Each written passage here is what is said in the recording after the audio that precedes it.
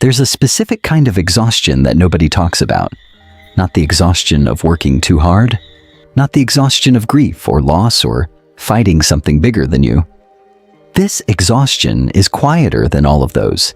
It's the exhaustion of watching yourself, of standing at a distance inside your own mind, observing every bad decision before you make it, understanding exactly why you're about to do it, and doing it anyway. Like watching a car crash in slow motion. If you know that feeling, this video is for you.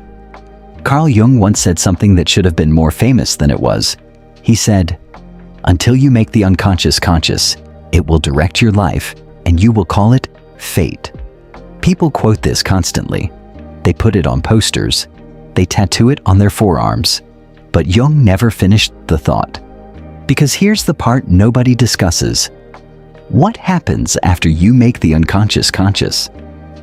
What happens when you've done the therapy, read the books, identified every pattern, named every wound, understood every mechanism, and you're still exactly the same? This is the paradox that modern psychology quietly glosses over. Awareness was supposed to be the answer. Self-knowledge was supposed to be the cure. But somewhere between understanding yourself completely and actually changing, there is a gap so wide that most people fall into it and never climb out. And the cruelest part? The more intelligent you are, the wider that gap becomes.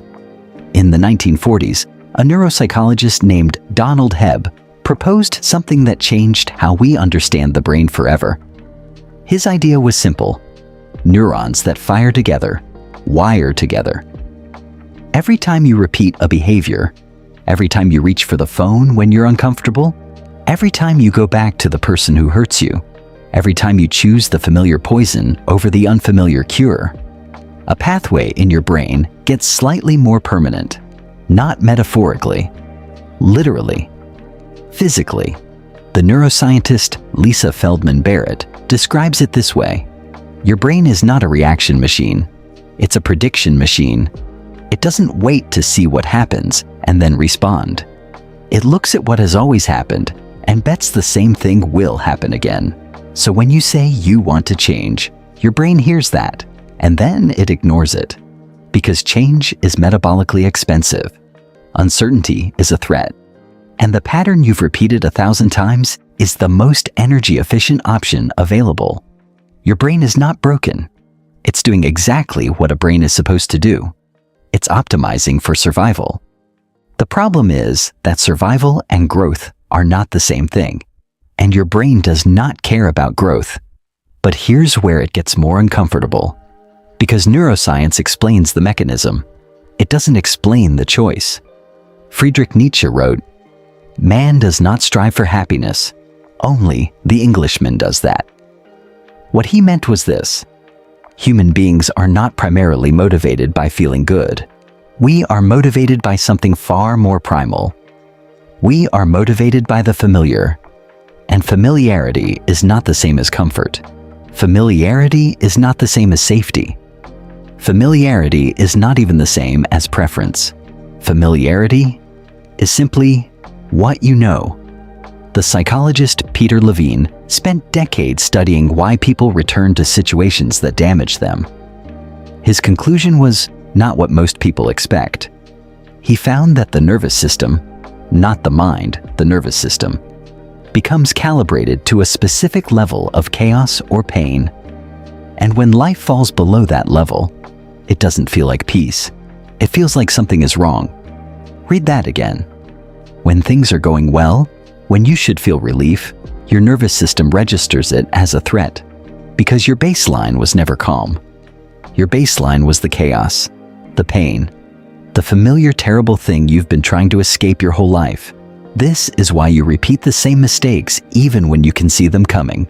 Not because you're weak, not because you're stupid, not because you don't want better, but because some part of you, the oldest, most animal part, doesn't trust better.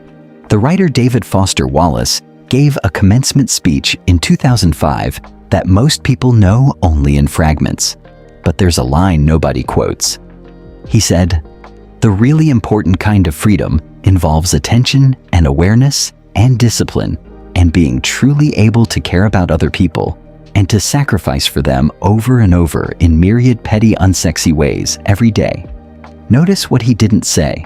He didn't say freedom is understanding yourself. He didn't say freedom is awareness. He said freedom is the ability to do it over and over in petty, unsexy ways every day. The exhausting part of watching yourself repeat mistakes in slow motion is not the repetition.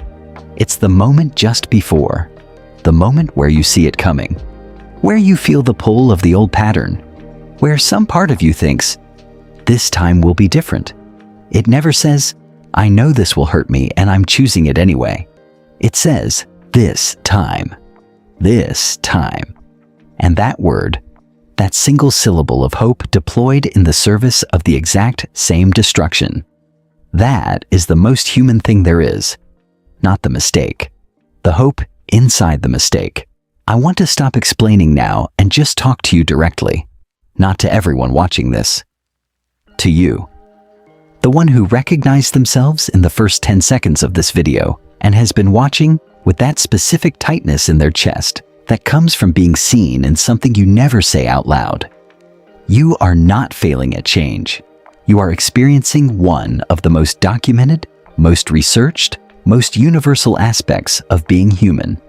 The gap between knowing and becoming. Every philosopher who ever lived grappled with this exact thing. Aristotle called it akrasia, acting against your own better judgment. He didn't call it weakness. He called it a fundamental condition of human existence. The slow motion watching of yourself, that specific exhaustion, it doesn't mean you're broken. It means you're conscious. Most people don't see the mistakes coming. They don't have the awareness to watch themselves from the inside. They just live. You can't do that. You never could.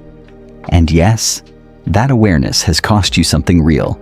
It has made certain kinds of peace unavailable to you, but it has also made you the kind of person who at 2 a.m. on a Tuesday searches for an honest conversation about why change is so hard, and finds one.